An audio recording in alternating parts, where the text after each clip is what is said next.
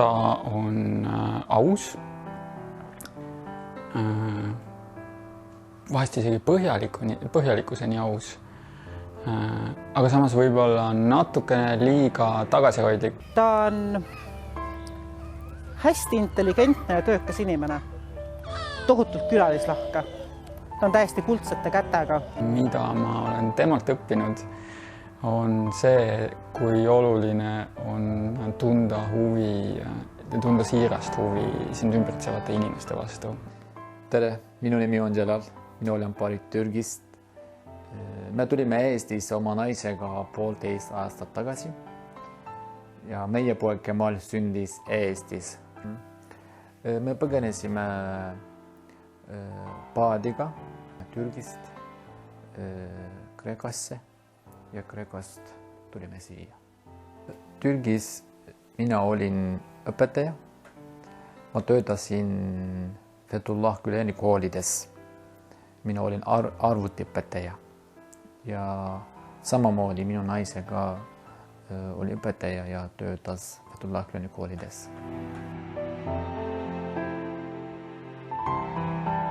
Põgenemine ei ole kerge, sest me olime seal õpetajad, meil oli juba maja, meil oli auto, meil oli hea elu.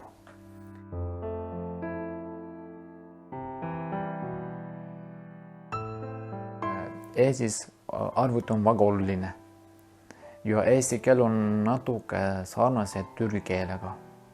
Ja seetõttu ma mõtlesin, kui ma lähen Eestisse ja ma saan töötada õpetajana, ma saan õppida keelt ja saan töötada õpetajana. Ainult seetõttu me tulime Eestisse.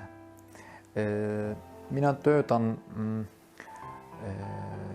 siin ja seal sotsiaalettevõttes. Seal me korraldame keelekursuseid. Näiteks mina õpetan türgi keelt ja me korraldame lastelaagreid ja kultuuriõhtuid ja minu naisega seal me teeme erinevad türgi toit. Kui me tutvusime Sibeliga ja me ei abiellu veel ja me kirjutasime. Sibel oli Hatais ja mina olin Izmiris ja ma ei saanud minna ja seetõttu ma väga igatsesin ja siis ma kirjutasin, mis ma tunnen ja mõnikord me Sibeliga loeme. Sibeli märkmik natuke tühi, aga minu märkmik on täis.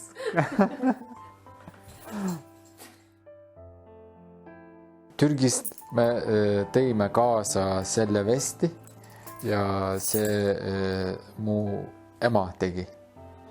Käsitöö mu ema tegi. Esiteks ma tahaksin rääkida eesti keeles vabalt. Tõesti. Ja teiseks, mina olen õpetaja.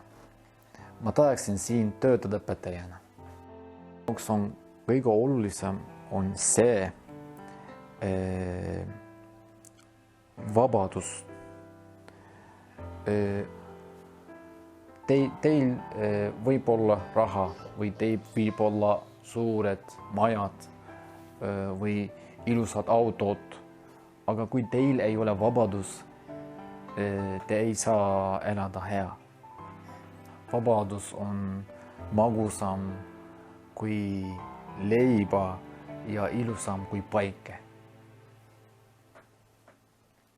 Me oleme õnnelikud, et tulime Eestisse. Saame tuttavaks.